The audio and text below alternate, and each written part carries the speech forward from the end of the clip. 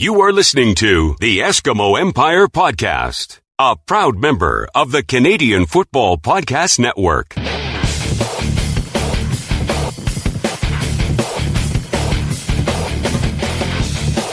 Welcome to the Empire. It's the Eskimo Empire Podcast.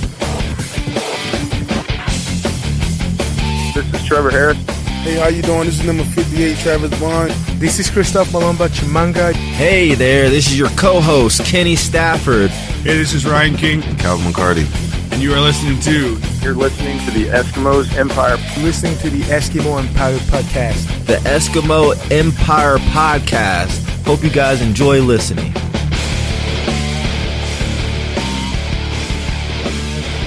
Welcome back to the Turf District for the Eskimo Empire Podcast, and we are a proud member of the Alberta Podcast Network, powered by ATB. I'm Andrew, and making his triumphant return to the Turf District is the one and only Superfan Mike. Triumph! That's all I got. Is that what you did after you got everything into the new house? Oh, my God.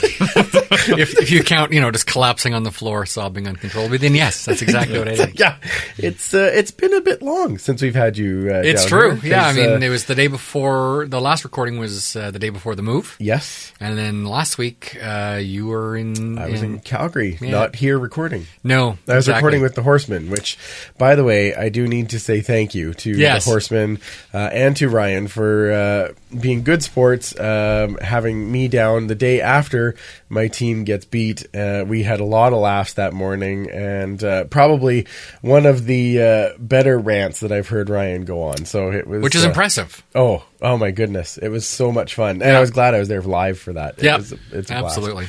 So yeah, any of the CFPN members, if you're going down to Calgary, go make a stop in Ryan's basement, because it is a good time. So now we also have a wonderful guest this evening. Speaking of triumphant returns. Absolutely. I like those, yeah. More stories, great football chats. Friend of the pod, Dave Jamieson. How you doing, man? Oh, really good to be back here and see you guys again. And I could hunker down here if and I don't want to. I certainly don't want any harm to befall any of us in this world. But if we are in a dire situation, I would like to be in your basement. Yes. And we can just podcast our way until the trouble passes. Hey, right. Yes, I feel great comfort down here. We have donuts, we have some libations, and we have some football. I feel good. And you know what? Really, when it comes down to it, this is probably the safest house. Exactly. Safest room in the house. Right. That's really what it comes. I know how that Just works. need the TV in here, and you're done. Oh, absolutely. Yeah, I didn't get it packed back in yet. Right. But yeah, then we'd be all set to go. Perfect. Yeah, we could watch old games. Yeah, it'd be great. That we can do. Yeah, absolutely. How's things in sports radio land? Good. The show at TSN 1260 rolls on. People are they quite like this Eskimo team. Yes. Actually, depending on who you talk to and the day it is, they really like the Eskimos. But it's a funny thing in doing sports talk radio in this city, where you've had great success for this franchise over so many years. Is, man, the expectations are high. Like, even a win, they will parse it in ways that surprise me. And I have to tell you, we did a show last week, and this actually happened. I'm not dramatizing this at all. So a texter late in the show says, CJ Gable must, and must is capitalized, go. What? And so I looked at it. I saw it up on the screen, and I kind of thought, And then the guy doubled down on it. And I thought, okay, this is unique, because of all the things that maybe you think the Eskimos should do, must do, whatever, I don't think CJ Gable is seen as a problem. He's an asset, yes, and a real and a good one. And so it went on to say, he doesn't hit the holes quickly enough. He doesn't cut, anyhow. So I'm sitting home watching the last game, and as I'm watching CJ Gable burst through a hole and quickly cross the big thick line at the end of the field, I said, I tweeted, and I don't typically do this, I said, I'd like to clap back on the listener who said CJ Gable must go, because I just watched him do this, and this. And to paraphrase Don Matthews, just because you watch football doesn't mean you understand football. That's a good...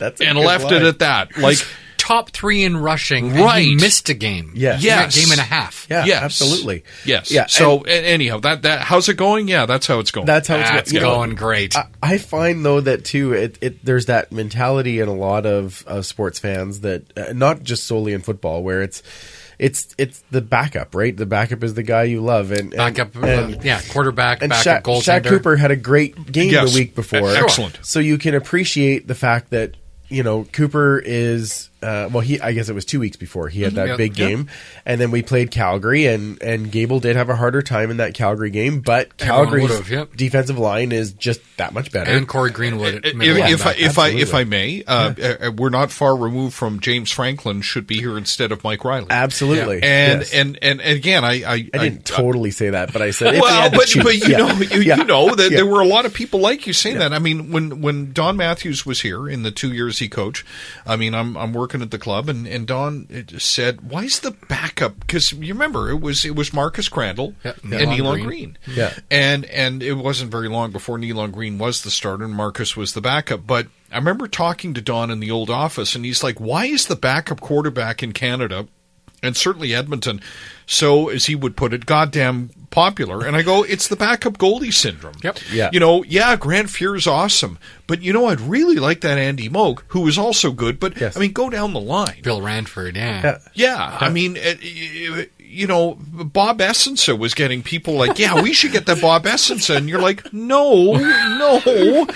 He's fine on a one-off. Yeah. But do you want to build your team around Bob Essensa? And so we do that too often. We should know better, but we still go, the guy, the backup, he looks so good and he comes in and he's so terrific in mop up. It's called mop up for a reason. Right. Or it's, right. Or he came guys in in and had a great game. prevent And I'm not taking anything away from Shaq Cooper. Nope. Yeah, But he was terrific. But that doesn't mean that CJ is a bad running back, which again he proved this week, and I can't wait to talk. He is I know you're a excited to talk killer about blocker. That, right? I know running backs. People think, okay, well, it's just when they're carrying the ball and doing, they're running. When they're not carrying the ball, they have stuff to do. They have assignments, and he is really good at picking up the blitz. He's really good at knowing where he should be at all the right times. I mean, Trevor Harris has been sacked 3 times. A lot of that to the O-line, but there's other people in the dance here. He's a sixth O-lineman in some ways. Exactly. He's awesome. Yeah, absolutely. The thing about the backup quarterback is we're in Edmonton, and we're going back to 1972 with Bruce Lemmerman, and the backup is Tom Wilkinson. Yeah. In 1978, the backup is Warren Moon. And then 1983, the backup is Matt Dunnigan, Damon Allen, Tracy Ham. Whoa! You're skipping past Jimmy Kemp. Well, no, we haven't got to Jimmy Hold yet. on a minute. Wait, we didn't get to Jimmy yet. We're only at 87, so we're good. Okay. The third string. I was saying, Dan Crowley, come on now. Dan Crowley. Again, Dan Crowley was good enough to be the starter in Ottawa there for a season. Yeah, well. How'd they do again? Anyway, not so but well, I mean, we've had a lot, and then of course, once we get into 2001, the backup quarterback is Jason Moss. Right. Then the backup quarterback is Ricky Ray. He was okay. We had some good backup quarterbacks. So in this town, I'll kind of give him that. Yeah. But anointing the backup as the favorite, based on, like you say, mop up duty or coming off the bench when nobody's got film on this guy. Right. Either you're up a lot or you're down a lot, right? So you're coming in at a really odd time in a football game, right? Because, at that point, you're probably seeing a lot of, the drill, right? So we judge them at the times when they really shouldn't be judged as harshly or as intensely as we do, but we still do. Yeah. And of course, unless you're Devon Claybrooks, who never pulls Mike Riley, doesn't matter how much he's getting. Hey, Johnny went in. That's another podcast. Dobby went in. Yeah, I know. Yeah, and you know what? there was a little part of me. I just wanted Dobby to have to take over for 1 week just so that we could tweet out Dobby as a free elf over and over and over again. Oh, D.O.B. Danny O'Brien. So close. Yes. Anyway, let's start with a quick story because, we love all of your football stories. Absolutely. And I think the one player that you would know a lot about is about to go up on the wall this year, and he meant a lot to many of us, and including yourself. Yep. And I'm sure you have a good Ricky Ray story. Okay, I can take you back to the day he arrived at the old office. Oh, so Rick Warman had found Ricky Ray. He had seen Ricky Ray, so Rick Warman said, grab this guy who was playing for the, I think the Fresno Frenzy, if I'm not mistaken. And so he is, given a plane ticket, and he grabs his backpack and he arrives in Edmonton. So he comes in the old building, and it's late, like we're close to camp, and he's the fourth guy. Yeah. And I forget who it was. Moss, Bart Hendricks, right? Bart Hendricks, who Brian Hall equated to Johnny Unitas only because he held the ball like Johnny Unitas, not because he was as good as Johnny Unitas. Bart Hendricks is an awesome guy, but Ricky showed up as the fourth guy, and I remember sitting in the office, and we got the paperwork from Tom Higgins at the time, and so we had a standard sort of players information piece that they would fill out, and and I remember sitting with Jamie Cartmel, who's now with the BC Lions and he's a great PR guy for the BC Lions, and we were looking at his name, and we're like, that's got to be a fake name. Like it's like Peter Parker. Who? Hold on a minute. What is that? Yeah. Like that's really his name? Anyhow, so we go down to Concordia University College at the time, as it was called at the time. We were having camp, and off we go. And I got to be honest with you. Ricky. If you thought you were going to have your ears pinned back and your mind blown by how he sort of conducted himself and how he played football, he wasn't your guy. Like, under the heading of understated, there's a picture of Ricky Ray. Because it was, and obviously, we know the story. And so Ricky, as we got to know him, and he's very quiet. Like I've interviewed Ricky. Obviously, I've been on a cruise with Ricky. I've spent a lot of time around Ricky Ray. Ricky's really good at not saying much and staring. He stares a lot, and I think it's not that he's antisocial. He's not. I just think that, he's very quiet. He's very, and not introverted necessarily, but he is a man of few words. I always think he could be Buddhist. Not that that's any kind of a knock, but it's just he's so composed. It's almost like you wonder, sometimes, are you breathing? And so one of the things years ago was that TSN would say, we want to mic up players. And, over the years we would do different people, and they would say, well, who is really good to mic? And we have an idea that the quarterback is like Matt Dunnigan on Roy. Like people like yelling and screaming and come on. And I said, look, I don't know how to tell you this, but Ricky in the dressing room, like in a close game and a blowout, like there's nothing. Like I don't know how to tell you how dull he is. And so I said, look, I know you want to mic him up, and I always would say, look, don't do, because they didn't often do the quarterbacks, but I said, look, all you're going to get is breathing.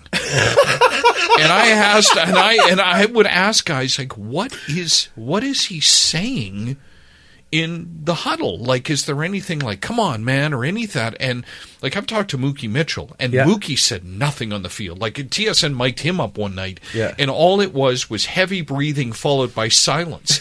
And they were like, well, he's a star. And I said, yeah, I get it. He's a star. He's now in the Hall of Fame. I said, but he doesn't say a word. Like, there's nothing there. There's no trash talking, and Ricky was that way. But one of the great stories was Ricky in his, I think it is his rookie year. So we had read-in week, and Ricky didn't have obviously any books, any kids' books that he felt, a certain affinity for. But so we packed up some stuff for him, and off he went to a local school. And so he got the hockey sweater Oh, okay. Right, which is an iconic Canadian book. Yep. And Ricky is, the kids are gathered around. And I remember I wish I had the photos. Ricky had full hair. And, and there he is with his knapsack. We sent him off from the office, and he looked like a student, like he was heading on. There he is, our quarterback. And he goes in and sits down, and, he's cross-legged, and their kids are all around. And Ricky dives into the hockey sweater. And Ricky was not aware that Maurice Richard was not Morris Richard. Oh. So he comes back and he's like, yeah, and and he's explaining the story, and and they told me later it was, and I said, Ricky, how about we, and I got another funny story with him, but anyhow, he learned it was Maurice Richard. But Ricky, we got tickets for him to go to an Oilers game early, very early in his career. So we sent him off, and he like so many Americans, call it ice hockey. And I said, hey, Rick, I got to have a conversation with you. We could talk we had a good relationship, and I go, hey, Rick, I know you're new to Canada, and we're not a complicated people. We're very simple. But can you stop calling it ice hockey? Because we're all aware that it's on ice, right? And we don't call it grass football. And he kind of looks, and I go, yeah, just call it hockey, and we'll take it from there. Like, we're good. And he goes, hey, I got a question about hockey. And I said, okay, you hit me, Rick. Go for it. He goes, I noticed that they pass the puck a lot, like it moves it around, and people they're not. And he said, why don't when they get it, they just shoot it at the net, like every time they get it? And which, when you think about it, is a good question to ask for someone who's never seen it. And I said, well, okay, then riddle me this, Batman. When you get it, why don't you throw it to the end zone? Like, why do you waste your time running it when you get 2 yards? And he kind of went, yeah, good point. Okay. Have a good day. That's good. And then we just kind of ran the other. Well, last Ricky longest story. Chat you ever had. Exactly. There is the Jason Johnson documentary that he shot. Yeah. There is a great scene in there, and I just saw Jason not at Grey Cup here in Edmonton, and he's gone on to do great things for ESPN, and he's a documentary producer. But he shot this documentary, and it's they're at the locker. It's Ricky, Jason. God, and I want to get the third quarterback right. Was it Bart? I can't remember. Moss, maybe. No, it was post Moss. It was me. I don't know if it was Bart or if it was a Keith Smith or if it was, I forget who it was. Anyhow, I used to bring the mail over from the old building. Okay. And I would bring it because before we even got, I would bring it and dole it out. Right. Go to guy's locker, and there you go, and it'd be mail from family and bills and autograph stuff. And so I dropped at Ricky's locker, and it was a note from a fan, and clearly they had put a return or self-addressed stamped envelope, or as we call it in the business, a SASE. Yep. SASE.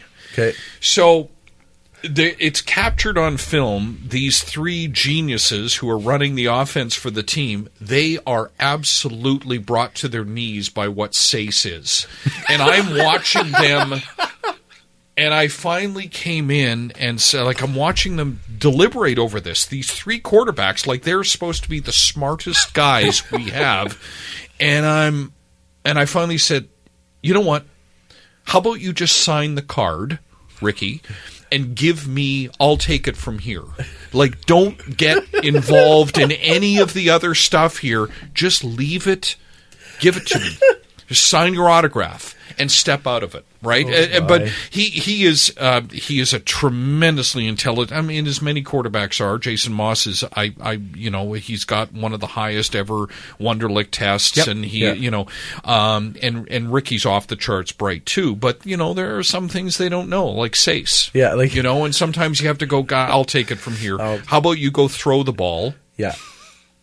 Corner route. Throw it to the guys in our color, not the other guys, and I'll take it from here. Don't do any thinking, right? But I got so many memories of Ricky, but and all of them, he's I think a real gentle soul.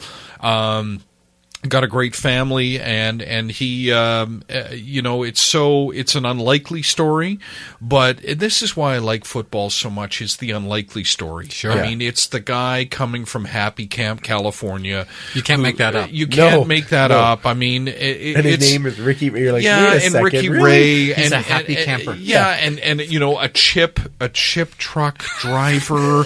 I mean, I remember when they heard about when all of that broke, and I say broke because Vicky Hall wrote the story, okay, God, Vicky was a great writer, wrote a piece on Ricky and how he had driven a truck for Frito-Lay and done deliveries. And we went to Toronto, and I was met at the hotel by someone from an agency who represented Frito-Lay in Canada. And they clearly wanted to monetize, and capitalize on what Ricky, this story. And it was a great story. And so we got a lot of chips. Man, we had a lot of chips. I just remember a lot of chips. And it was great. Like, there was a funny poster, and he, but it's part of the lore around Ricky Ray. Very humble guy. I think he comes from very humble roots. And he is, and again, you want good things for good people, and he is among the very best. Yeah. Oh man, that is outstanding. You can't name a lot of guys that come into camp as the fourth string quarterback behind Leon Murray and Keith Smith. Yes, the Legend of Seven, Keith Smith, who had Legend of Seven. Keith Smith had a documentary because he played down in Idaho, right on the blue field, and so he is like, I don't know if Keith Smith's ever paid for a drink in that state. Like, he's still like Keith all Smith. The potatoes he could want. Are you kidding, Keith Smith? I'm like, yeah, Keith Smith. Yeah, I work. That's the guy, right? Wow. Yeah, and Leon Murray. Wow. And Ricky. Yep. Takes them all. There we go. All right, well, we're going to get to the game here in just a second, but this week's episode of the Eskimo Empire podcast is brought to you by Unit B Co-working. Unit B is a multi-company co-working space focused on helping people pursue their artistic passions and making Edmonton its creative best. You join a tight-knit group of freelancers, startups, and established organizations, all dedicated to getting things done. There are desks and offices to use, but they also offer members access to its podcasting studio and meeting spaces, as well as a kitchen, Wi-Fi, and usual amenities. So they're located in the historic McKinney building on 104th Street, so it's very easy access, even by the LRT, by the Bay Station. If you're interested, check it all out and book a tour at unitb.ca. That's UNITB.ca. All right, let's talk about Esks news. Let's. Okay, just a few things for here. So Chris Presson named as the president of the Eskimos. That's a big one. That's a rather large news tidbit. Comes with quite a history. Was the president of both the Arizona Rattlers of the Indoor Football League and the Northern Arizona Suns, which of course was the development team for the Phoenix Suns. And I believe you were saying he had he won the President Award 3 times? No, there was the Best Franchise. There we go, yes.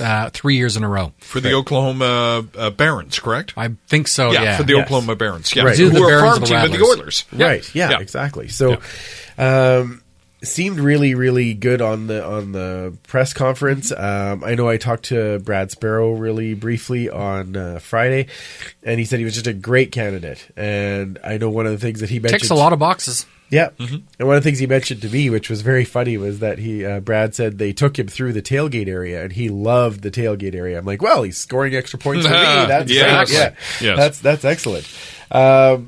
Anything that comes up for you on that front then, Dave? Or? I just think that he is, based on, again, not having met him, just his background working at that level in pro sports and knowing how difficult it is, rewarding but difficult to sell tickets to Arena League in a city that's got the NFL and major, U.S. college football, and also doing the G League in the shadow of the Phoenix Suns, right? Yep. And so you're going after a different price point, obviously. You're going after a different experience, and you're probably talking to a different age of fan, I'm guessing. That's probably true. And that's good. I mean, because I think the CFL right now is trying to, as it always has, is challenged with who's coming after, the group of fans we have now. Right? I mean, which any business is, but I think the CFL, and we know this. I mean, when I worked at the Eskimos, I would stand in the press box, and here I am with, not a lot of hair, and what I have is gray, is that I was looking down at a lot of people between the 40s who had been there a long time, who were, they're not your future. You don't want to forsake your future. You need to cherish that, and you need to serve them as well, but you also need to be on the hunt for who's coming next. Right. Yep. Yeah, exactly. And that's not wrong to say. And because for you to sustain yourself, there has to be more coming through those gates. Absolutely. And who are they? What do they look like?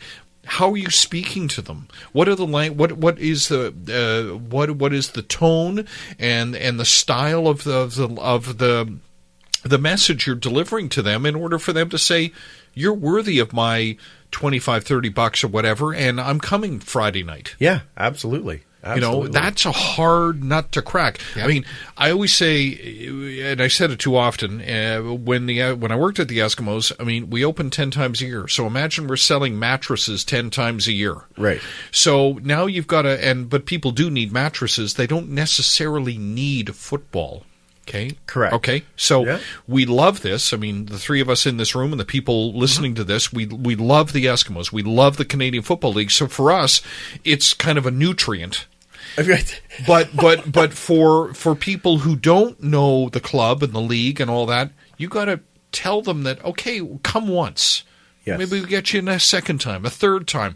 Okay, how are you going to do it? Maybe they don't care about the running back, you and I do, but they do care about being in the company of their friends and having good value, entertainment value for a reasonable price. Right. So, absolutely. I mean, look, I don't pretend to have all the answers. I'm sure Chris doesn't, but he's coming in with fresh eyes, and I think based on what I've seen, he's lived this. He knows what it's like to go back to the office after a loss and go, God, what do we got to do tomorrow? And get up and go, let's go. Awesome. Yeah. Superfan? I mean, I think that says pretty much everything you need to say. We've got a guy that is used to, much like in this city, the Oil Kings are going after a different kind of group than the Oilers, obviously. Sure. But still, at least it's a related thing. Here you've got a lot of people that are like, we're Oilers fans. Well, there's other things for your entertainment dollar in this city.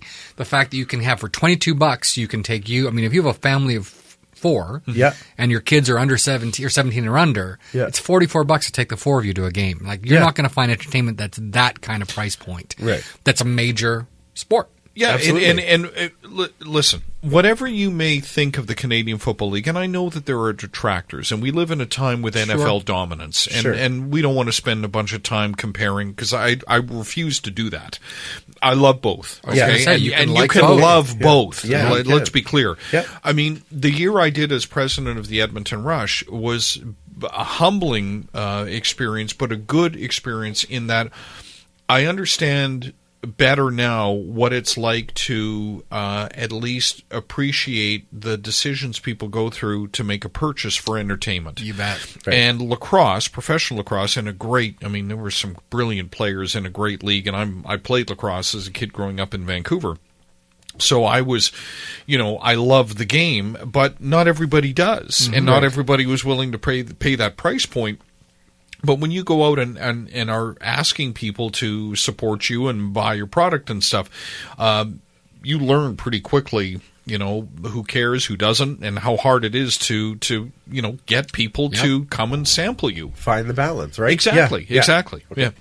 All right, in other news, we have a trade to talk about, which we don't usually have of those, but co-host Kenny, unfortunately, headed to the Riders, but I think a good trade as we get back in return, kick returner and Christian Jones. Yeah, I mean, we've actually had a chance to see him in action, yes, and I think he did very well. I mean, can he sustain it? We will see. Yes. But especially in that first half, I thought he had some great returns. We had a position of strength and receiver with a bunch of guys coming back. We still have Josh Stangby on the practice roster. Right.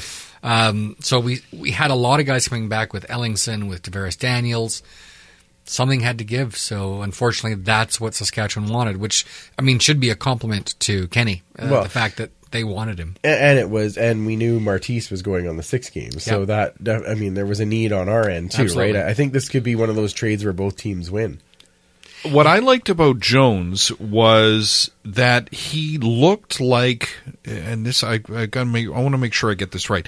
He looked like a guy not trying to fake it as a kick returner. Right. Like he's a kick returner. Yes, I know he can play other positions, but you could tell. I thought very quickly that he had a confidence that he could catch the ball on the run, which is not right, and was intent on going straight ahead. Yes. And so, and listen, not every gain is going to be a big gain. I know that we're in the year of the return, but if you can't make a big gain, then the team needs to know you're reliable and you'll make the catch and not hurt them. Yes. And yeah, you might only get a few yards, but damn it, you're hanging on to the ball. Right. Yeah. And that's critical. I mean, and so, but to your point, Mike, like, can he sustain it? And we've been asking that over many years with the Eskimo kick return game. A franchise can get so many things right. They can get quarterbacks. They can find receivers. They can find middle linebackers. They can. There's so many things the Eskimos have historically done very well, and yet it seems like, and I know there have been a few interludes, and, you know, Winston October and Tony Tompkins, who was just here, and Donnie Ashley for a minute, and on and on and on. They can't quite find a kick returner that they can hang their hat on for more than, a year, a season or two. Right. And I know it's kind of a churn and burn position in football, like the running back, has become, but still it's early returns. Early returns on him look good. But, as we'll say, we'll continue to watch with great interest as to how he's going to be able to maintain this. But at least early, I kind of like, because you don't want tentative, you want sure hands, and great if we can break it. But, I don't know if there's a more difficult thing to execute in sports. I mean, there are a few things, hole in one, obviously, but the kick return, touchdown, or big... There's so many moving parts. Oh, like, how do you get that guys. right? And people are they seem to think that should happen all the time. Do you know how hard that is? Yeah. It's especially very on our difficult. field. Yeah, exactly. Exactly. Very, so, very hard. Baby steps here. Let's build off that, and we want good things for our friend AJ Gass, right? Yeah, as a special teams coach. Yes, we do. Of course we do. Yes, we do. I do want to say a quick thanks to Kenny, because I know he listens every week, for all of his support of the show, and it was great to have all the time that we got to chat with him. And if you want to know more about Kenny, go back into the archives and check out the episode with Kenny Stafford. And there, you know what? There's a guy that should be, if he wants to, working in media. If he wants to, because he's eloquent and he is insightful and intelligent. Kenny, absolutely. And Kenny is very well spoken. And I think we've talked, and I think I've interviewed him once, maybe twice. But if Kenny wants to do that, I think he should, because he certainly would be an asset. I agree wholeheartedly. Now, a couple other quick moves here. We released defensive back Nick Taylor because Orange got healthy, so that happens. Now, a few changes on the roster. Calvin McCarty, Shai Ross, Martise Jackson, Hugh O'Neill, all to the 6th game. I feel a little sorry for Brock Sunderland. I mean, we have other people Tanner coming Green. back, but Tanner Green today. I mean, it's crazy how we're going through this again. But and they added a kicker. Yeah. They did add a kicker today. So Hutchins is now back on the practice roster, which I thought he looked okay in camp. So it's so. Yeah, so if he is called into duty, I don't know if he's just there to give Sean a break during practice week, and then it could be. Sean does all three, or are they going to bring him in a game? Well, I guess we'll see. Now, returning, of course, was Unamba, Orange, and Ellingson, which was very nice. It's kind of nice to see those guys back in, but all of them had their own little production part in the game as well. So yeah, absolutely. I mean, it's a high class problem to have that many talented players on defense, especially that you've got to sit Brian Walker, who's played outstanding this season, because you've got Don Unamba coming back, who is. I mean, he's an all-star at that position. Anthony Orange, another all-star last year, coming back to that position. So Josh Johnson moves from the boundary corner position to the field half. Yes. Which, again, is a great, he can play multiple positions as well. It's just a great asset. So, yeah, it's like you said, tough problem. It's high-end problem. Yeah. Last thing we'll just talk about Esks news is the Tackle Hunger game. Of course, was this past Friday, and Eskimos raised 66,000 pounds of food for the Edmonton Food Bank. So congrats to everyone who helped with that, and thank you for that. And I'm hoping that grows every year. Yeah. The Eskimos, and I'm sure you guys know it, and probably your listeners do as well, but the Eskimos were the first team to do a Tackle Hunger night certainly in the CFL and very likely North America. It goes back to the early 80s. And Edmonton was going through, certainly, with the price of oil, and the policies from the federal government of the time, Edmonton bore the brunt of that.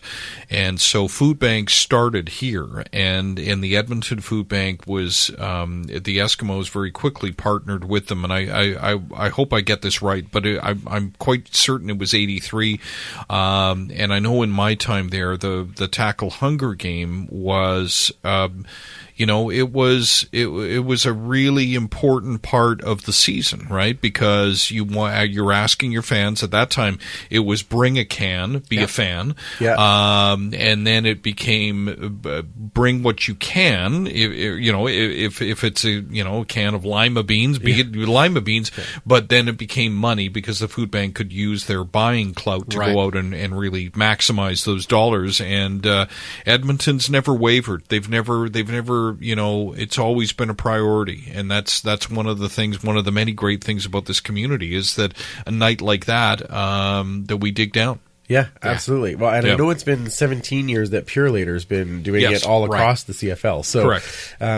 So really exciting. I mean, it's nice when you see that balance come up and you think, oh, that's great. They actually, that's going to help a lot because that's one of their big drives. Christmas time and the Tackle Hunger are their two biggest. I mean, we'd like it in a different world. We'd like that didn't exist, but they do. But they do, and if they're going to, let's make it as as wide ranging and as effective as it can be. Yeah, absolutely. All right, let's talk about our game. So now, 2 weeks ago, because we were not here, so Edmonton loses that game 24-18 to Calgary. You were there. I was there, and that was painful. It still hurts, eh? It still hurts. You know what? I think the reason that it hurts was just that was.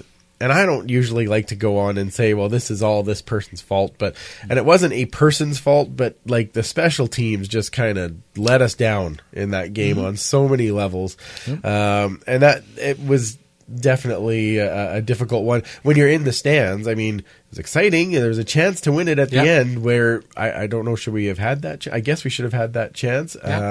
But it was...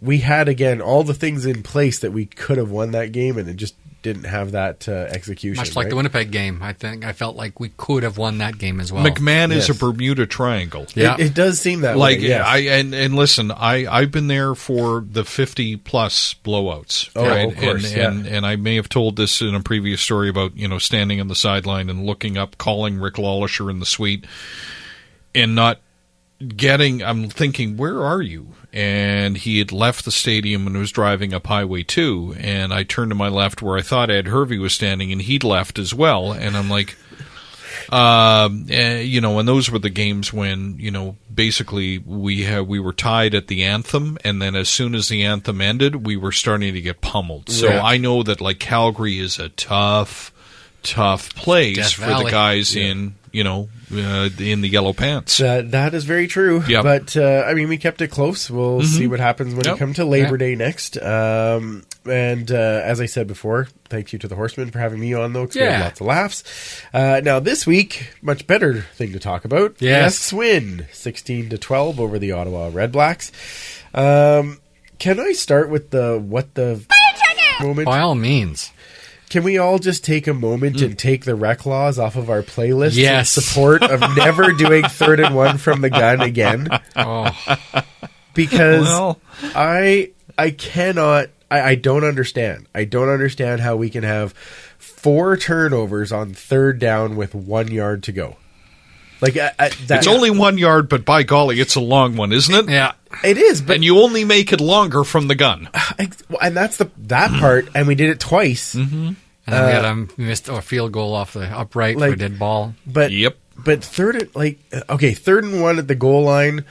Are you going to get it every time? No. You are playing against other professional defenses, and they are going to stop you, and I understand that happens. And hey, at the end of the game, we showed them that it was absolutely just as hard to get that It's hard touchdown. to get that touchdown. I get it. But when you're 3rd and 1, 3, you're 4 times out of the game, you would think with only 1 yard to go that you're at least going to have 50%. I'd be interested to know what the stats are of converting 3rd and 1 from shotgun versus what in the we need to get Steve Daniel on the phone. Exactly. Our friend Steve Daniel, 10%. The guru of all stats. Now here's the thing: he kept going behind Ruby on those 3rd and 1 sneaks versus going behind Bond, who's a monster. And then of course Matt O'Donnell is the other guy that's missing, and he's got his leg in a brace. So is he not getting the push? And Sir Vincent Rogers, by the way, who they've really never had, but it'd be nice to see that out there. Yeah. So is that affecting it? I don't know. Yeah, I don't know, but all I can say is that that's ridiculous. When you see that happen as often as it did in that game, and that's a real anomaly. I don't know how many times, Scott, I'm really dredging up the memories, but do you remember back to the 97 where Edmonton's hosting the Grey Cup, and they failed to convert, and they tried to keep punching Tony Burse over? Right. Yeah, and that ended. And he was a beast. And he was a beast. Do you often wonder why they don't kind of flare someone off and just throw it in? Yeah, like Strickler. Throw it in or carry Strevler's a different kind of beast, but I know what you're saying. Yeah. Or line up right behind, but instead of just doing the lean because the lean's not working, then run around the side, or just try something. But I think that might be his leg, right? Because after he's had his knee hit and twisted, that's true. Maybe he doesn't have that kind of flexibility, so that's why they wanted. I'm just guessing. Yeah, there's got to be a reason. Yeah, because you don't just keep doing it over and over again if it's not working. Hence the frustration of a talented offensive team that gets inside the 20 and just kind of there's some sort of a magical wall that drops down. Yeah, exactly. Exactly. Yeah, we want them to score the touchdown from outside the 20 because we know that they're more likely to get it than if they're inside the 20. Yeah.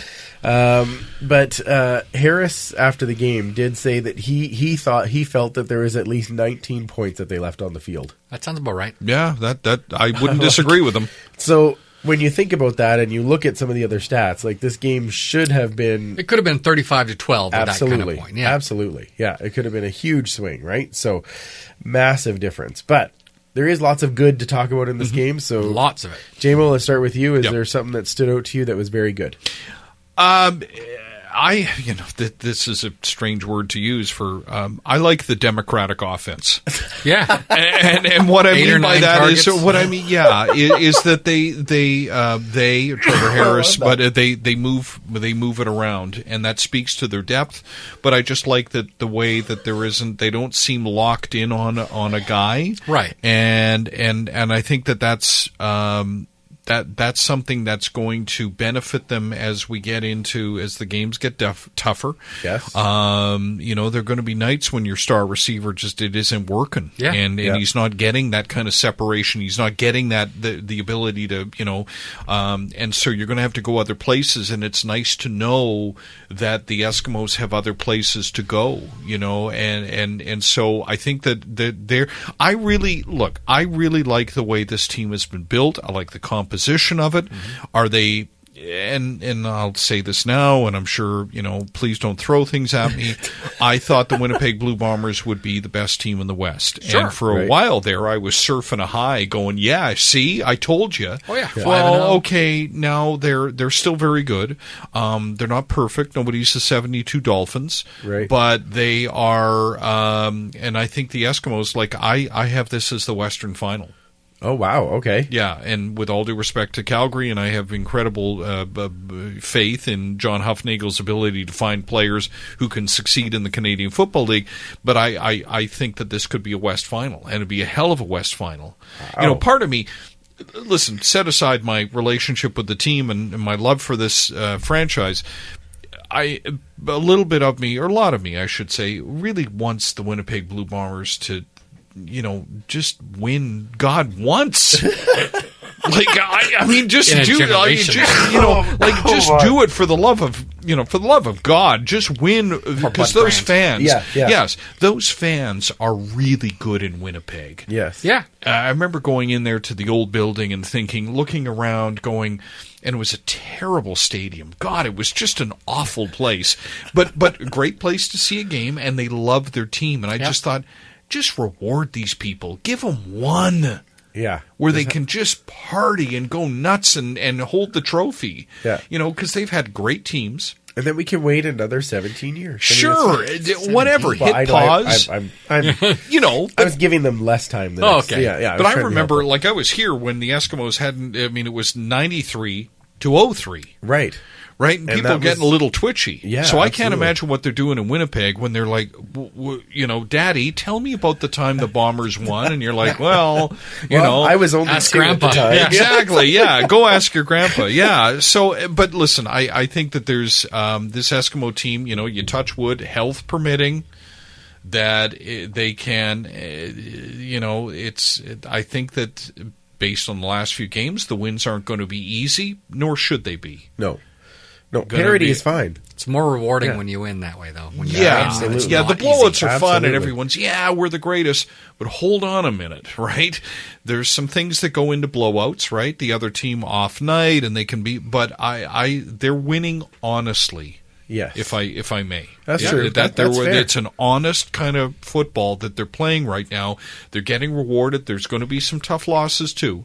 But sure. And don't stub your toe when you go into Toronto. That's good. That's all I'm going to say. Oh yeah, that's coming up. Yeah. Good for you, Superfan? Yeah, I think that this defense kind of came down to earth a bit in the first half. Yep. They didn't look as dominant as they had. Crockett was having his way with them in the first half. He definitely was. Yeah. That running game was opening up. And when you've got guys like Mike Moore and especially Armando Sewell in the middle of that line, Larry Dean at middle linebacker, the fact that we're getting that many yards was kind of scary. They had 200 and 300 yards in the first half. It was crazy. But to finish off that game where they had 3 cracks inside the 10 and come away with nothing.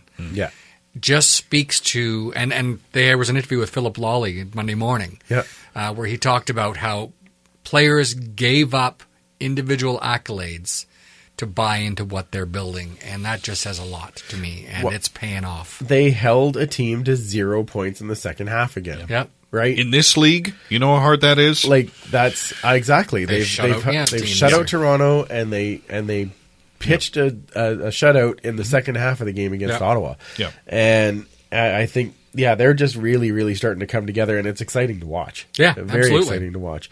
Going back to what we talked about earlier with my good with CJ Gable. Yes. For a number of reasons, mostly because he helped me win in fantasy over you. But still, I got 18 carries, 116 yards, 2 TDs. But that first TD, when he made that move at the line and made Pruno basically hug air, what a move. And that is the CJ Gable that we just want to see more of. Just getting to that line and that shift. It was. I know Todd online on Twitter had posted it was one frame. Like when he was showing the video, and the one frame he was pointing basically, what would that be? North west, and in the next frame he was northeast and going. Yeah, it's ridiculous. Yes, awesome. He is. I always wondered what the Hamilton Tiger Cats were doing with him, and when Nothing. I say that, they weren't utilizing him. It's like they would have a great game, and then they didn't trust themselves. Right. And then he would revert to almost an afterthought. And not through fault of his own, because it was the game plan and where they saw him, with their need for him. They did a lot through the air. Yeah. They did. And I always thought, damn, like this guy has got real chops, yes. and a great blocker, and that isn't always the case, right? With a good running back, they often God, really, I've got to do this. I don't want to, right. And they didn't do it in college, right? Yeah, they just ran and ran and ran. Just give me the and ball. So, he's a real important part of that offense, and I've thought highly of him since he was in Hamilton. I thought it was one of those real smart pickups, and I hate to draw comparisons because the players change so much, but you guys will get this like a Troy Davis, and a different kind of player. But when I remember we got Troy Davis, and he was really an important part of what they did in 05, right? Yes. What? Sort of for Moss. Well, Moss didn't go until later. So, exactly. We could revisit all of that, but that's fine. That's fine. Yeah. All right. Any bad parts in the game, Superfit, that you want to talk about? A few. I thought that the depth of target was still pretty shallow. It seemed like Harris would start throwing the ball early. Like there's not pressure coming yet, but he'd get the ball away to that first read right away. And there might be something that could develop if he had held it on for another steamboat or two. Sure. And I didn't see that. I saw him taking what they were giving him, which was that low pass. But again, if you would have held on for another second or two, maybe something else is going to develop, because there'd be some guys that would get open. Right. Like Greg Ellenson at one point was wide open, and he didn't look to him at all. One stat I thought, I was actually looking at the stats this week. Edmonton leads the league in offense by 50 yards more than the number 2 team. They have 423.6 yards per game of offense. Number 2 is Saskatchewan at 379.1. But they are second last in the West in points. Right, yes. And that's what I was going to say. 447 yards of offense, but no finish. And if you were in the coach's room and you know that statistic, right? And they they'll look at that maybe, and they do. Yes, they do. And they go, it's almost easier when you suck completely. Sure. Like when you just go, God, we are awful, and we can't, we can't even do the basics. But they don't suck. And that's what's got to make this doubly frustrating, because you go, most of what we are doing is working. Yep. So what is it on that last 20 or 15 or 10 yards that just isn't translating into points? Because, again, you go back, and after every game, the coaches go back into the laboratory, right? They have a meal upstairs, and then they go down, they shower, they may kiss their significant others goodnight, and they go back in and they look at film. Right. And so when they're sitting down, they're pleased for the victory, but they're going, God, if, to Trevor Harris's point, they left 19 points on the board, we're going to need those 19 points in the next game. We're down the road, we need those. So why aren't we getting them?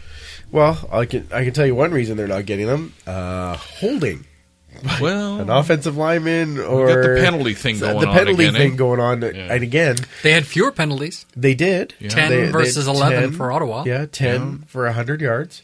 But a second game in a row, it wipes out a massive TD off the board, right? Yeah. Always ask yourself, you can look at the total number of penalties, and when you get the play-by-play after a game, go, if it's a big number, you go, and the yardage, you go, okay. But ask where they were and what was happening. You need the context, right? Because some penalties, as our friend Dwayne Mandrusiak said, there's a penalty on every play. Absolutely. There's a penalty on every single play in football. What gets caught, what gets called, that's another matter. Right. Yeah. Ask the BC Lions about that. Well, yeah. Yikes. All right. Let's talk about our players of the game, shall we? Yes. So this week we had our poll go up with CJ Gable, Arjun Colhood, who I thought had a great game, and that first interception was unreal. Josh Johnson, who had more athletic knockdowns this week. Absolutely. I thought he was outstanding. And the Prez. And the one and only Prez. That's right, Don Udaba. Now, by overwhelming vote this week, our player of the game was CJ Gable, which, he did do very well. I don't think there was a wrong answer in that group. I also suggested that Anthony Orange could have gone in there as well. Could have, I thought he had a pretty solid game because they were going after him at the end, and he rose to that challenge. He answered the bell. Yeah, that last drive, though, there was lots. They were going those 8-9 yards on him, and it was getting it. So that's how they moved down to where. But when it came crunch time, that's right. He had the knockdown of the 3 cracks from inside the 10. He had 2 of the knockdowns, right? Yeah, that's what I thought. Yeah, so very impressive game by all those guys. And then of course Josh Johnson at the end. Oh, he could have intercepted that one too. Yeah. He needs like little extenders on his fingers because he's just that little bit shorter, so he can actually reach out and catch those ones. If he could catch, he'd be a receiver. That's very true. Yes. Very true. All right, let's take a very quick break. We will come back with our game preview, this week's Pick'ems and Fantasy Picks, and a special history moment from the stories of Mr. Jaimo.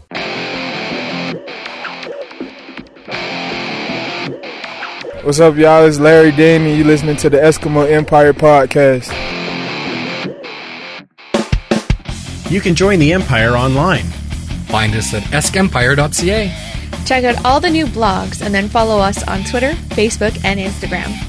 For more history, follow at Esks History on Twitter. And even more of my picks on Esk Empire Photo. Don't forget to rate, review, and subscribe to help the pod grow. Thanks again for listening. Let's get back to the show. Welcome back. Our other sponsor this week means a little bit more to me after last year, as it's AHS. So when you need it, emergency is the best place to be. We ask these children if they know when to go to emergency and when there are other options. I would definitely go to emergency if I broke my arm. If you stopped breathing or something's really wrong. If you had a cold, you should probably just go to a doctor and not into the emergency or clinic. If you have an emergency, we're here to help. If it's not an emergency, you have options. Take control of your health. Call 811 or visit ahs.ca/options. Thanks again to AHS, and remember to check out all the great shows on the Alberta Podcast Network as well, powered by ATB at albertapodcastnetwork.com. There you go, just because it's fun. All right, let's have a very special Esks history moment. Let's hear you cheer and holler for a mighty famous team. Let's hear you roar, you know what, for a team that's on the beat. Our voices rise up to the skies, the fans are glad to scream. We love those Eskimos. Jaimo, when you're here, we always love getting older stories from you. Question. And as far as the Esks history moment goes, you have lots of those fun history moments. Now, when we were booking you for this one, you had just talked about the Mike Pringle dust up in the locker room when he wasn't able to set the record. Right, yes. Because I believe that was when it was right at the same time there was that Mets brawl or whatever in the locker room earlier this year.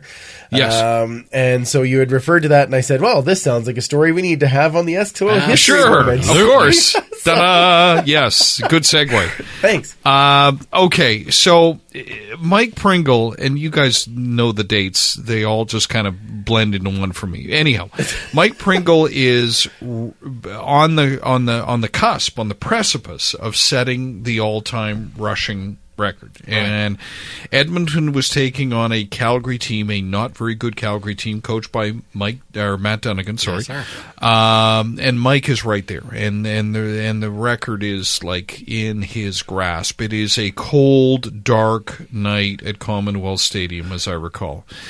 The table is set. Mike has flown in his mother. His wife is there. His son. I think it's Isaiah. I believe.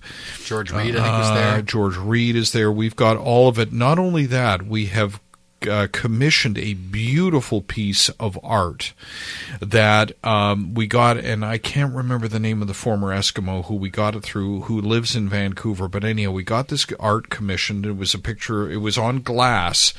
And it was beautifully done, and it showed Mike in Mike Pringle form, and it had all the teams that he had been with, kind of a variation on the poster you guys have up here. But it was a big, beautiful piece. Like, it was on an easel, and we were ready to...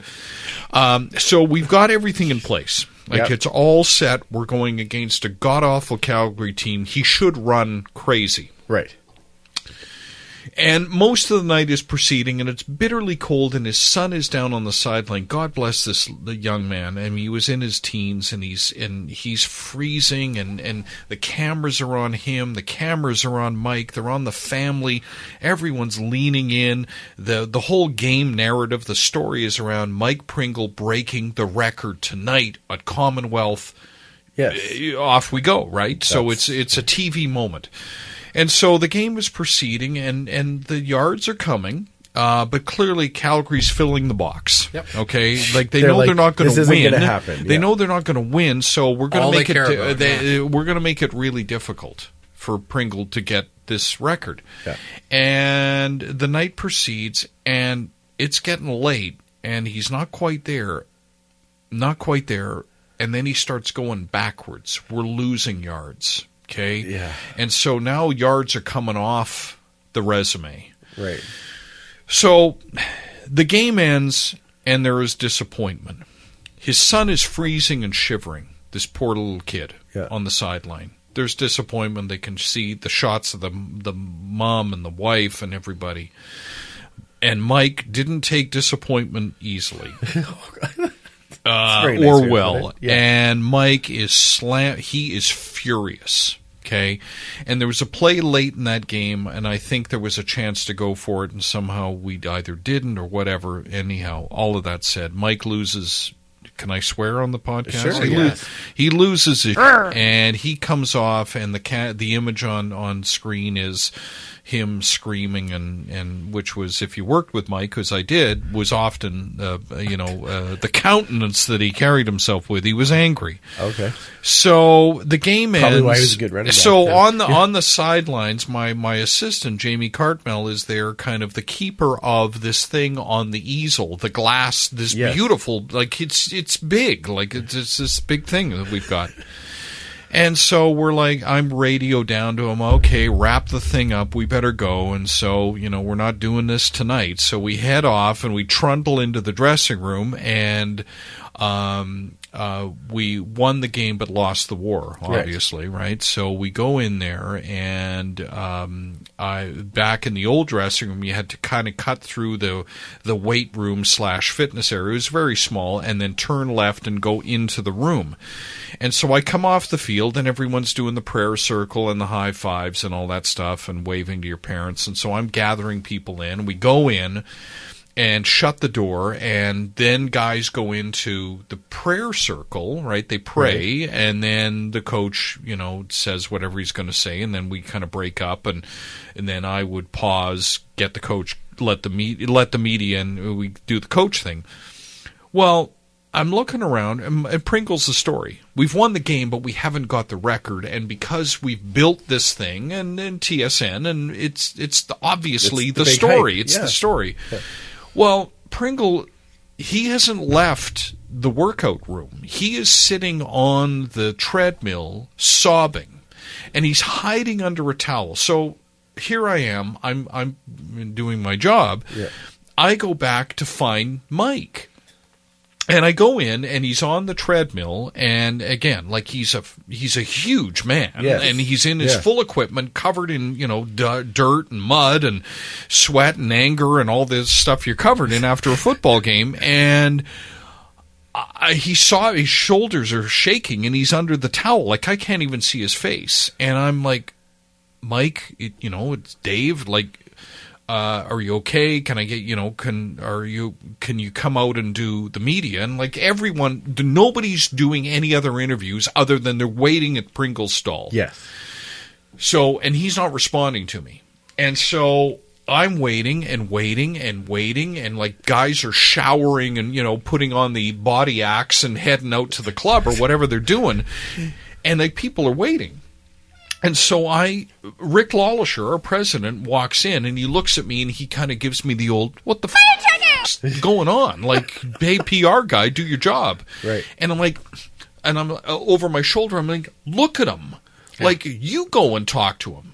Yeah. So Rick rolls in, the former Edmonton Oil Kings tough guy, and Rick gives it the old, sits down and puts his hand on Mike's, you know, padded shin, like his thigh pad, and goes, Mike, grow up.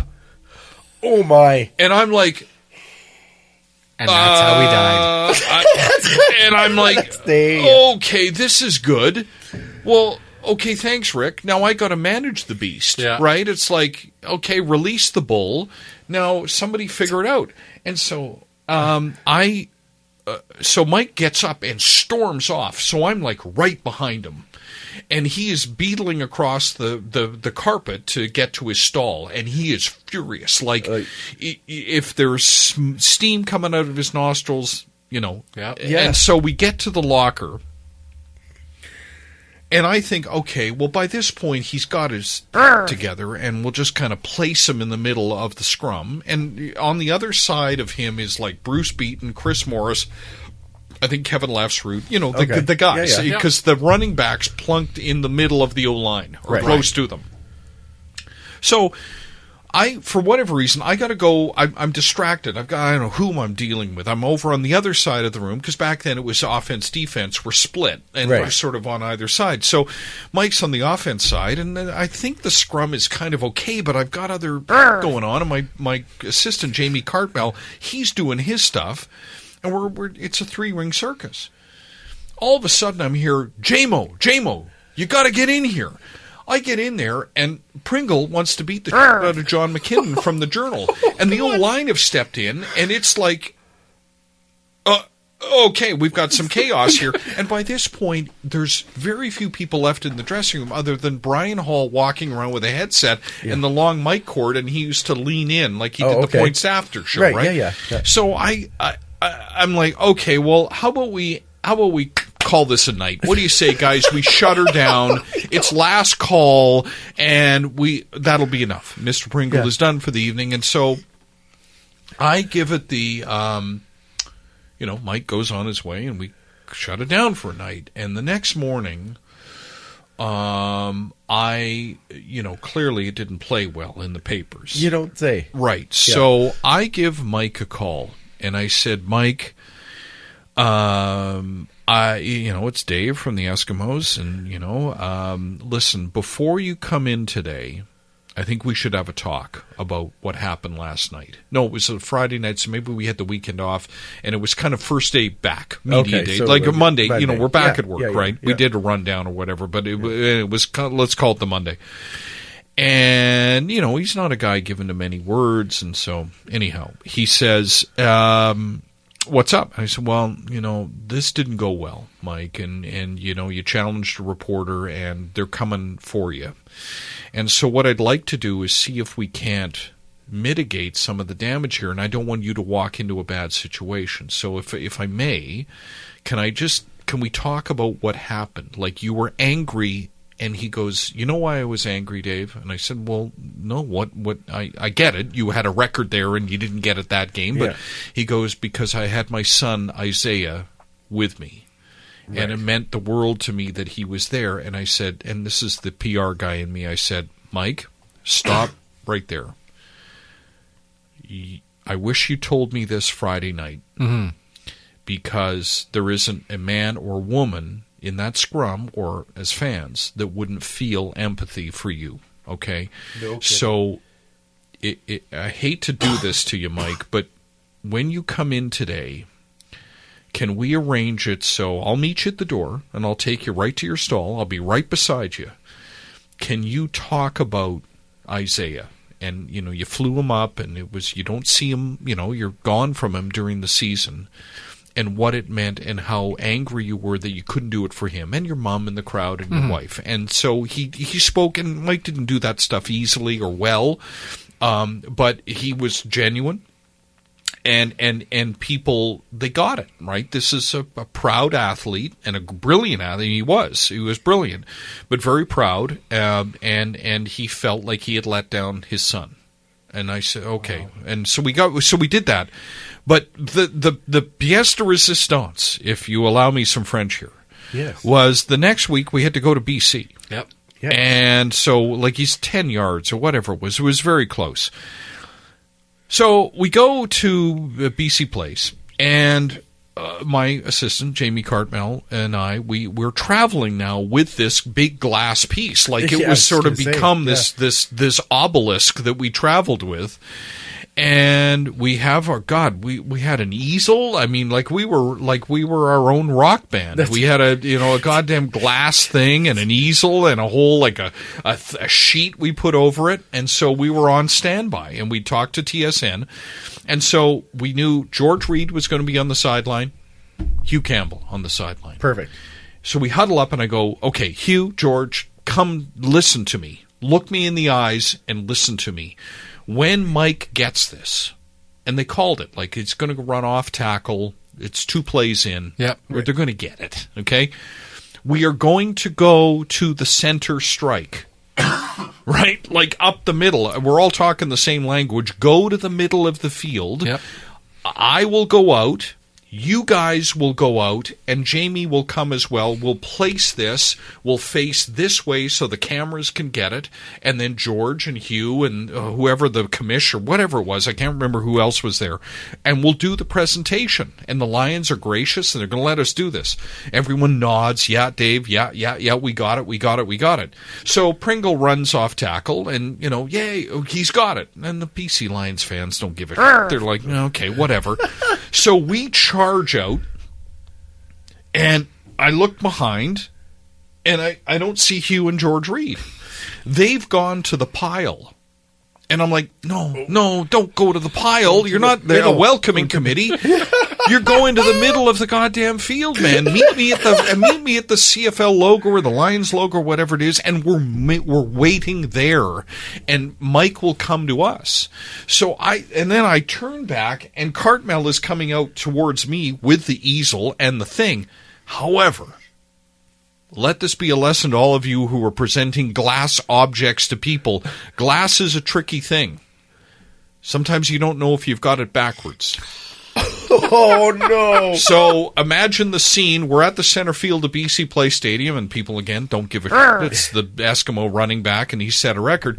And I am standing there with Hugh Campbell and George Reed hustling in to get into the shot. And they pull back the skirting or the cover, and it's backwards. And I'm standing next to Pringle, and he looks at me and he goes, "It's backwards." And I go, mm-hmm.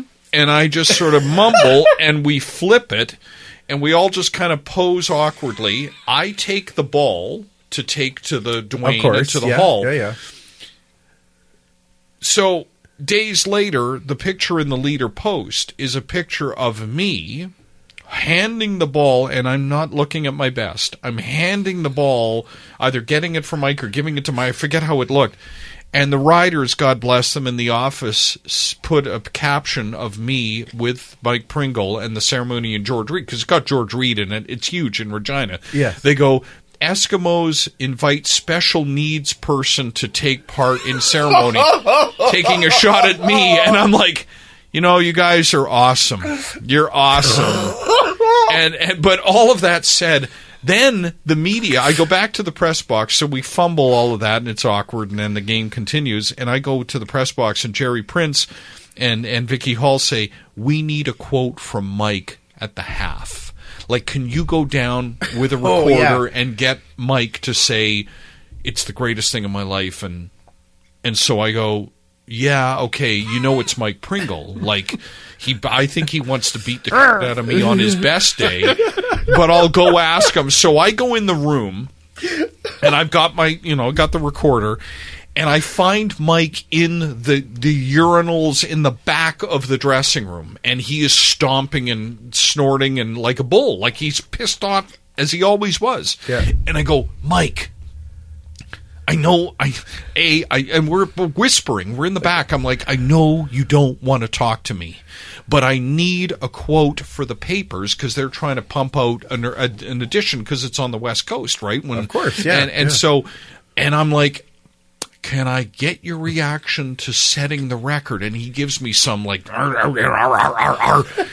I'm like, and I'm thinking, I don't have a follow-up to this guy because he is going to punch me in the face and leave me in a pool of blood in the back of BC Place Stadium. Like, he is so angry. So I get the clip, and I hoof it back up the elevator and all the way to the media center, and I go, guys, I can't do more for my country. Like, I can't. I'm giving you. I don't know if it's good. I just know that he yelled at me. And here is Mike's comment on this great moment, and that was how it ended. So that's my Mike Pringle setting the record, and I wish it were like we were all bathed in glory and sweat, but it was just a lot of anger, something backwards, and George Reed and Hugh Campbell not knowing where to go on the stage. Well, I mean, that sounds like the perfect story. Well, yeah. And in the papers, Mike Pringle yells at special needs guy. That's right. Going for a touchdown. Going for a touchdown. Going for a touchdown. We love those Eskimos. All right, that was an amazing history moment. I know I love all of yours, superfan, but I gotta say that was pretty. This is somebody who's lived it, right? That's right. So that's a big difference. That's pretty good. Let's go to our game preview. Now, the Esks are on the road again this week, and they take on the rejuvenated Argos after their first big win and a bye week last week. 5:30 local time on Friday. Our Uncle BD stats moment. The Esks have held opponents to under 30 points in 9 straight games. I would hope to think that would continue in this particular game. For this defense? It should.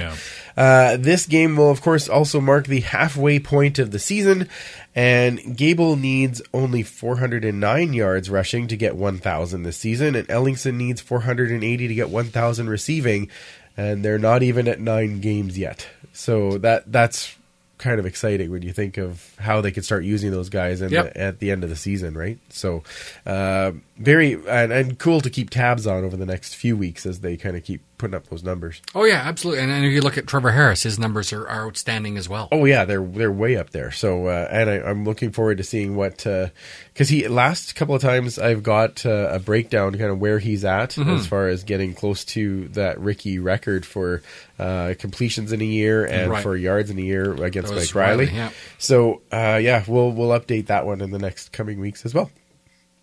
Now, I wanted to leave a little more time with Jaimo, so we'll catch up with another podcast next week, but make sure you catch the Argos fan cast this week for the Argos side of the ball. And as always, of course, follow all the great shows on the CFPN at cfpodnetwork.ca. Now, for the Esks side, going up against this Argos team, like I said, they're coming off a bye. They're coming off that first big win with McLeod Bethel-Thompson, showing that he can run that offense. What are the keys to victory for the Esks this week? I'll start with you this time, Superfan. They can't really get ahead of themselves. I mean, a lot of people might say it's a trap game. They won 26-0 against this team just a few short weeks ago at Commonwealth. But this is a different team, and this is a team, I mean, these guys are all professionals. They're playing for pride, and they're at home trying to get some momentum after a win and then a bye week. So you can't take them lightly. And a giant come from behind win, too. Absolutely. Yes. Yeah. You know, I mean, they were down 20-0 against what we think is one of the top teams in the league. At that moment was the best team in the league, right? Yeah. So I think that they just need to do a lot of what they've been doing. I mean, Harris is still getting like 82.5% in the last game. He had over 300 yards passing. We had over 100 yards rushing with CJ. If they can just mix it up like that again, that's going to be hard for that Toronto defense. Yep. And our defense just needs to be who they can be, and I think that's going to do well against the Toronto offense. I agree. And it doesn't need to be a blowout. Nope. No, it just needs to be a W. And that and I don't think that the Eskimos would look beyond, because to Mike's point, the Argos are proud. Yep. They're professionals, and there's some talent there. They've had a terribly unfortunate season, but the Eskimos don't have to go in and stomp them like Hamilton did very early in the season. You don't need that. You just need to win. Do it. I think improve or clean up parts of the game on offense that need to be done. We've talked about those earlier, but and come out clean. People, whenever I see guys who are still playing, I always go, good luck, stay healthy. Yeah. Right. And that means come out clean. Like, can you come out with a win? And football takes its toll. I mean, we know all of that. Sure. But can you win and also come out with your key players in good health? Yes. Then move to the next one. And it's a march down the field. It's a march through the season. This is another step. And listen, they should win. They're the better team. That doesn't mean they're going to win. Right. And so now you got to figure, you got to try and close off all the gaps where you think the Argos might try and exploit you. There aren't many weaknesses in the Eskimo game. Doesn't mean they're perfect, but McLeod, Bethel, Thompson. Man, I want to call him Bethel McLeod. Yeah. I want to actually move all of the names around. 3 last names, no first name. Exactly. Yeah. Did a lot in that game against Winnipeg to say, you know what, he could maybe. I don't think he's going to win you a championship, but he can win you games. Yes. Yep. Yeah, that's very true. Until they get ready for whatever Zach Caleros is going to bring. So, and look, Darrell Walker can run real fast and real far, and he can catch a ball. He's pretty good at it. And so be careful. Just be careful, Eskimos, because they found a way to beat a very good team in Winnipeg. Yep. Yeah, and I think this is one of those ones again where you're talking about cleaning up those little things on offense, those types of things. But it's also those. Let's try not to have that penalty at a bad moment. We're going to have penalties. It is going to happen in a game, absolutely. But it's just we need to not have them taking points off the board. Penalties that kill drives, penalty that take away points off the board, penalties that give them field position, whatever it may be, as to the best of your ability, try to clean that stuff up, and good things are going to happen to this team. Now, if it goes the other way, I mean, all bets are off. That's right, yeah. And special teams, I think, will be huge in this game. I think because agreed.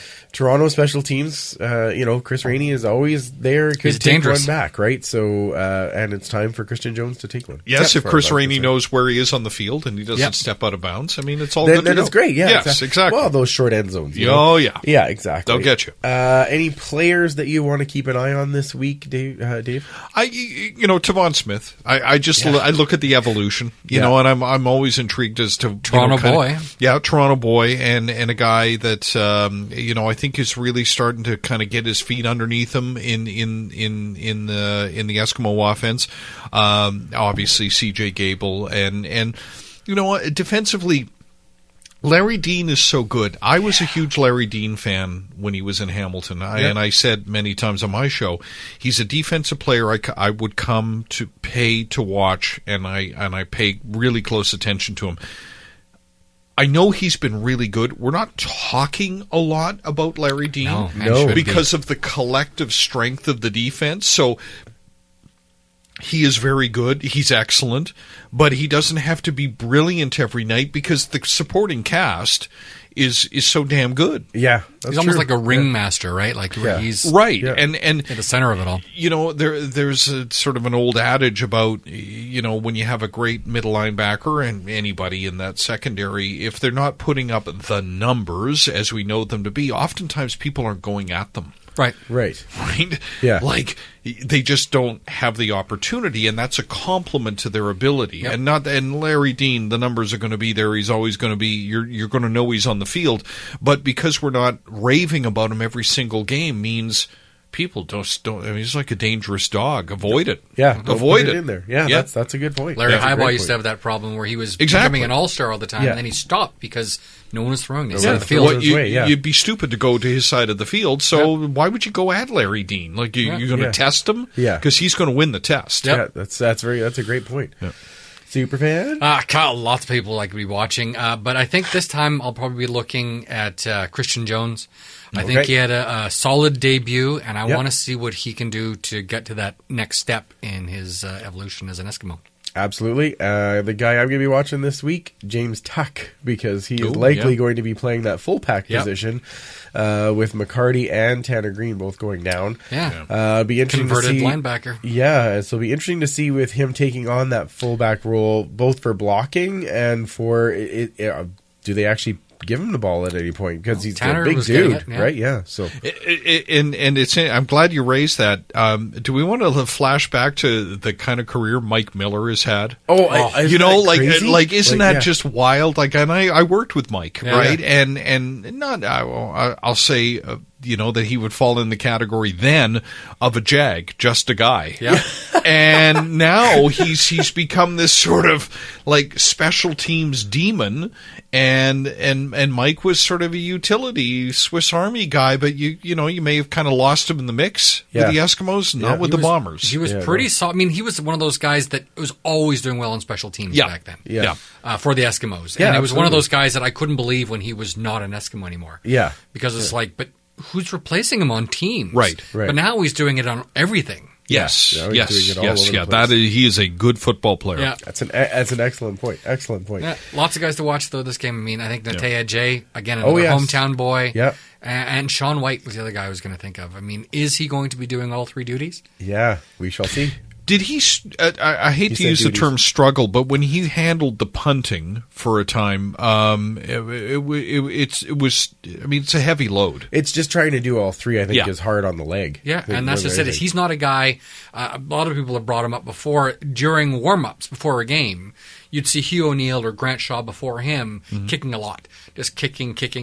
White would go on, kick a couple of field goal attempts, and he was done.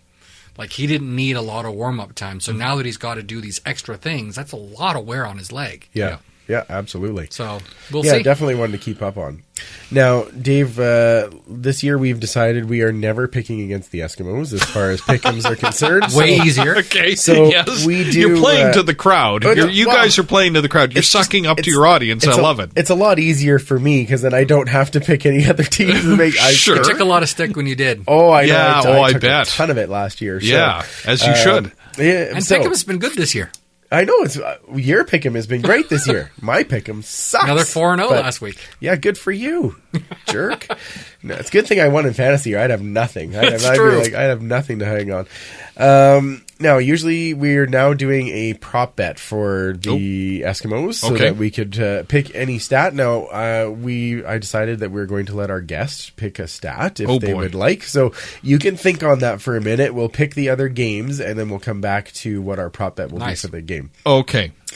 Now, for our pick'ems in our pod league, Tina Banshee is still sitting out in first. Atta girl. But Derek is right on her tail. So, which, I mean, she's a Tiger Cats fan, so it's kind of funny when I say it that way. And anyway, he's right there. I'm 48th. That's good. You're killing it. You are. Yeah. And you're 7th. Ooh, lucky 7. Well done. Look at Superfan go. Yeah, a couple of 4-0 weeks will do that. That'll do it. Yeah, you're getting. Is that Dan Crowley's old number? It is. Yeah, there you go. You're lucky 7. You're getting some bonus points there. I prefer to think, Pete Lavorado, but sure. Okay. Noel Prefontaine, was he a 7? He was a 7. Yeah. Mike knows them all, you know. I know, Mike. I will not get into that game with Mike. Jim I know Sandusky, better. I think, was probably let's go with that. Yeah, that would be the best one. All right. So our first game this week has been BC versus Winnipeg. It is in Winnipeg. Dave, who would you have in this game? Wow. Okay, let me set aside my personal friendships with members of the BC Lions, both management and otherwise, and also my deep love of Matt Nichols, who's a buddy of mine. BC's got a tough week. They stayed down east, which they should have, and they're practicing at Guelph. They're going into Winnipeg. My heart, as a former Vancouverite, says, God, go Lions. But I am going to go with the Bombers because we got Mike Riley hobbled. Yes. Now, and I know Mike Riley is the warrior. Yes. However, even warriors need to take a knee, and he did not look good at the end of the game. No. And so that is an O-line still trying to find its way, and Mike hobbled. I'm sorry. I'd like them. I don't like to see I don't like to see any team struggling the way either the Argos or the Lions are. Yeah. But biggest exactly markets. where you need them to be far better in terms of record than they are. I'm sorry. I can't go against Winnipeg. Yeah. No, I don't blame you at all. Yeah. Super fan. Oh, what a letdown after that last game, looking like they were going to keep it. Yep. And then just to have it snatched away at the end for whatever reason, that's got to be a letdown, like Dave just said. I mean, if anyone hasn't seen it, if you're squeamish, don't. But take a look at the ankle of Mike Riley going like at a 90-degree angle. Yeah. Well, and he when he's going for that high snap. And the thing is he rolled it. Yeah. On the way down, and then the only when Simone could tackle, the only thing he had to grab was his leg, which was pulling on the same ankle that was so it's. It did not look. If it was anyone else, it probably wouldn't have been a big deal. But because it's Simone Lawrence, right? It's a big deal. If he breathes on anyone now, it's it's dirty player. Yes. Yeah, absolutely. Yeah. So any given Sunday or whatever, it could be anyone, but I just can't bet against Winnipeg in this game. No. Perfect. I'm glad you picked before me. I'm picking Winnipeg too, just because Mike did. No, I'm kidding. That's because Winnipeg's at home and BC has a lot to overcome. Yeah. Next game, Hamilton versus Ottawa. This one is in the capital. Who do you got in that one, Superfan? I think this is going to be a closer game for sure. Yeah. I mean, you have two teams that are both kind of struggling at this point. Obviously, with Masoli down, Hamilton is still trying to work with the Great Dane. That's a great name. Isn't it awesome? Like that's. I mean, that's just it works on so many levels. Yeah, I've always wanted to have Marmaduke on my team. Yes, now I do. Yeah, I was thinking Hamlet, but whatever. Okay, sure. We read different books. That's right. Yeah, you read books. Wait, exactly. Yeah. What's comics or books? Comic books. They are. That's right. Versus, Ottawa, again, they're doing with Dominic Davis. I think that they had a decent game, but came into a really tough defense to play against. Yep. I almost want to flip a coin, but I think I'm going to pick Hamilton for this one. All right. Perfect.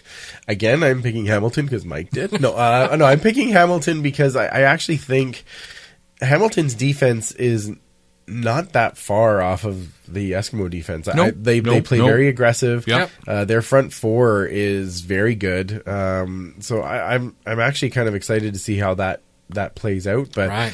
I really do think, although they had some great offensive plays in the first half, Ottawa last week, that offense by committee is just. It fails them in the second half every time. Like the first half seems to be fine. Adjustments must be tough. The second half is very hard, right? And would that not be indicative of having a young quarterback learning on the job? Yeah. Which absolutely. they have to learn on the job, which is silly for me to say. But you know what I'm saying. With Dominique Davis, this is baptism by fire. And it's been a lot of fire. But I'm puzzled why we're not seeing more Snopely in the mix.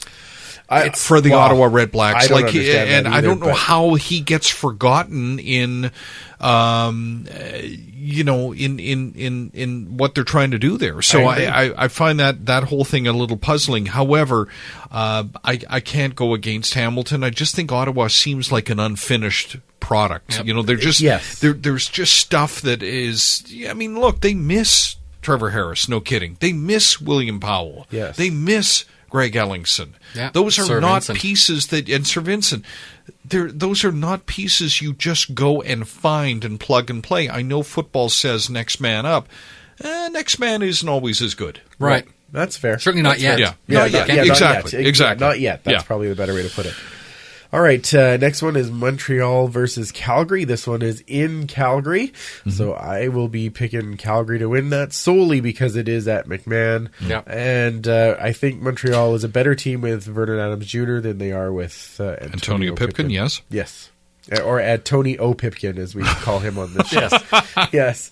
Who you got there, Jaimo? You know what? I'm going to go, and I'm doing this with heart overhead, and Kahari Jones is a wonderful person, and I had him on the show, and I worked with him briefly when he was with the Eskimos. He came in, and we shared a bus seat, and we laughed a great deal from the Mosaic to the charter, and then flew home, and we had a great time, and I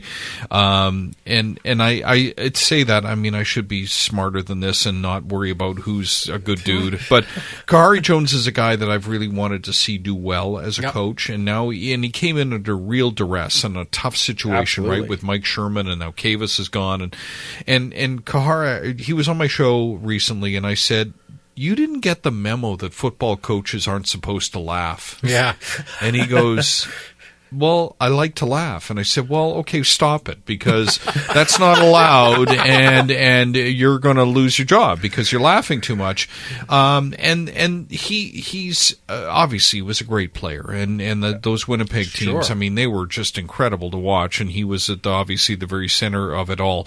Look, I think the Alouettes, they're a team, they're the little team that could. And outside of the Eskimos, who I'd like to do very well, I'd like to see the Alouettes, because everything's against them. Right. They don't even have owners. Yeah, that's true. Every other team has put in a lot of money to support them this year. A lot of money. Sure. Okay. They were told that they're not good, and they've been better than that. And they've got a good defense. They lost B.J. Cunningham with a broken wrist, but I think they can cobble together something, and they might come. I'm not going to say they're going to win the East, not a chance, but you know what? It's the CFL.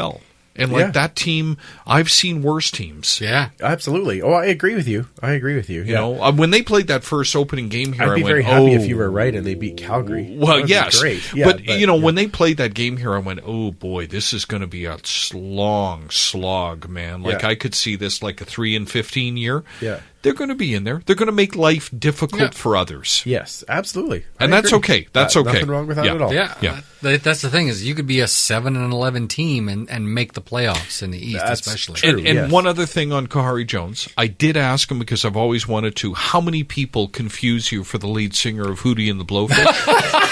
And he said, Dave, that used to happen a lot. But less so now that Darius Rucker is a solo artist. Nice. Okay. And I said, okay, well, that's good. As you were, Coach. Kahootie. Kahootie. Nice. Yes, well done. I think if this had been in Montreal and Vernon Adams maybe had been playing, I think that this is just ripe, because Calgary doesn't do very well in Montreal. No, they don't. Nobody does. No, it's true. Especially when you hear, if you're traveling a couple of time zones, and there's a few things to do in Montreal at night. Say. That don't involve Schwartz's, football. Right? Yeah. The club is called Dunn's Thursdays. I know it by name. Let's call it's Thursdays. That's fine. Keep moving. But I think being in Calgary, especially with Calgary, not having played as great, this is supposed to be Bo Levi's first game back. Supposedly, yeah. I think there might be shaking some rust off in the first half, but by the second half they're going to pull away. Okay. Yeah.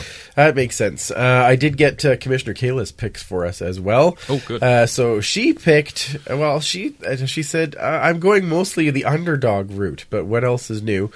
She picked BC. Interesting. Hamilton and Montreal.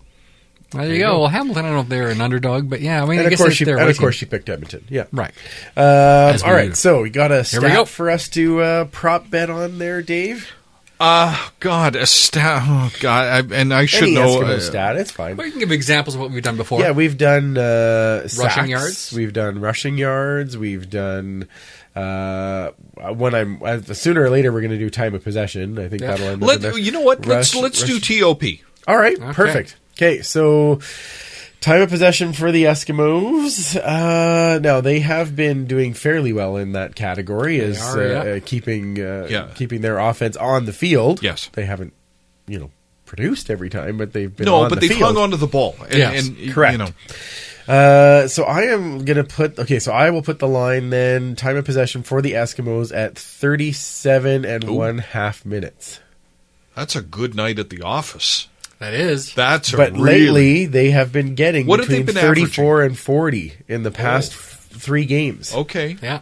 So and it's against Toronto. And it's against Toronto. So I have to give a little bit of you know we're going to be over 30. Yes. Yeah. Oh yeah. So absolutely. I want this to be a good close call. So we'll go 37.5. I'm going 33. Okay, so you'll take the under then. Yes, I will. All right. Yes. I'm going to take the under as well. I think it's going to be probably a little higher than that. I think it's going to be about 35, 36. Okay. Against this Toronto team right now, I'm going to take the over. I think our defense is going to show up and do some damage after they did they put it all together in the second half of that Ottawa game, and I could see them starting to turn that Toronto Jets up put it a little over bit as more. well in the last game too. And that's you never know, right? Everyone that I pick is usually the opposite. So yes, I'm still picking you and a lot of other people, my friend. So that's what I do. You get very paid well. to do it. No. I don't get paid at all. Yes. All right. Now our CFPN Fantasy League. I moved to 8-1 as I won the Empire Civil War this week. Well done. That's that good old CJ Gable. It's true. Are you happy about that? Or? Well, you know. If I'm going to lose. It's better than what's coming up this week. That's very true. This week you get BB Can Ryan. Right again. And I am back against Brazilian Ty, so that'll be a fun one. We'll see if we can keep these rolls going. Who's never been to Brazil? No. Okay, then I begs the question, why is he Brazilian Ty? Well, for that... 2015. Yeah, exactly. If you go back to our podcast in 2015... No, I will tell you the story after. Okay. We've told it many times on here. Yes. In our pod league, Section N has taken the lead. Yes. And I am second. And Mike, you are still playing? Well, that's a rumor. Yes, you're in 48 right now. Oh, there you go. So see, you and I are very just... You're taking on the pick'ems, and I'm taking on the fantasy. Well, I'm doing my part. We're trying to be there. So, any guys this week you want to keep an eye on? Again, nobody should ask me who I'm picking. Everyone asks me who I pick for games, and I'm still wrong. Well, but there you go. For fantasy, yeah. Oh man, it's going to be tough. I think that anytime you've got someone playing Toronto, you're going to maybe want to load up on them. I'm really hoping that Montreal wins because I know that podcaster Ryan's going to be taking a whole lot of Calgary Stampeders. That's right. My pick for this week, at least a good what do you call it? Value pick. Lucky Whitehead going up against BC. Yeah. That secondary? That's a pretty solid pick for sure. For $3,800? Yeah, I'll take Lucky Whitehead. Yep. Yeah. I think he might clean up a few spots there. Yeah. Let me get on my phone and quickly add that. I'm gonna not say anything more because you're not allowed to win anymore. Okay. It's against Ryan. Come on. Jaimo, thank you again for it's coming great. down. It's great to be here, guys. I love every time you invite me down here and you tolerate my stories and tolerate. And you know how much I love this franchise and being around people like you guys who care so much. I mean, because this league will, I want more guys like you coming after who love it as much, right? Yep. And that's always the challenge. But there's such a good community around this league, man. It's just to come down and be able to kind of hang out and talk about a team we love and a league we love is really a pleasure. Awesome. Well, now, where does everybody find you if they want to follow up okay. on if you want to do the shows, all your things, do your plugs? Yes, the Dave Jamieson show. We spent so much time on the name of it. We were so pleased with ourselves for the creativity. Yes, clever, on TSN 1260 in Edmonton, it is noon to 2 Mountain Time, and then at Jamieson 1260 on Twitter. I do not do Instagram because I can't imagine anyone cares. Here's my lunch. Yes, but anyhow, I interact and I respond to those who care, and I get, and for the fan who I clapped back at, who criticized CJ Gable earlier this week, I'm sorry, but pay more attention. That's fair. But that's where you can find me. Awesome. Superfan, where does everybody find you? You can find me at 56 Parkies. I might actually be on Instagram, but I don't really Okay, a lot. you don't Yeah. really No one know. needs to see my lunch either. All right, that's fair. You can find me at Freepalicious, and of course follow Commissioner at Duchess Lombardi. Make sure you're following Pay It Forward with Football on Facebook as well to get the nominations in for Quentin and Samantha. And I know they had a great family there experience down after the game too, out on the field, and it's outstanding to see how that's getting that support. And Coach Moss wearing their shirt and talking about it during the scrum. Yeah, it was outstanding. Yeah. And then they came by the tailgate, which was great. We got to meet them briefly. And, yes. And then I got pulled in about 8 different directions right at that moment. But hopefully they keep doing that because it's great to be part of a football community. Exactly. So, of course, make sure you check out all the great shows on the Alberta Podcast Network at albertapodcastnetwork.com. Because I like saying it like that. And of course, all the great pods in the CFPN at cfpodnetwork.ca. And just had a meeting on the CFPN side of things, and we're getting some good Grey Cup plans that are starting to come into play. So that'll be lots of fun. And of course, make sure you find us on all of our social channels, which you can find all the links on eskempire.ca. We are going to have a little bit of fun this week in that if you've listened to the show, message us back. We have 2 tickets to give away to 3 Nights to Forever, which is the show run by Linda Wood-Edwards that has been on the show before. She has. And we talked about this coming up for the Fringe, and this show starts on Friday. So the first person to message us back and say, hey, I'd like a couple of tickets, we'll get you a couple of tickets to the show. Let us know what night. It runs from the 16th to the 24th at the Fringe. Yep. It's always a great time. Linda's had she tons loves of the Eskimos. Oh, yes. She does. Yes. Yeah. And her plays are hilarious. Absolutely. It's really, really fun. So message us, we'll get you those tickets. We will be back next week to talk more Esks, and it'll likely be the 3 of us doing some more hostful goodness. Outstanding. So this week, are we ready to see Christian Jones take one back to the house? Absolutely.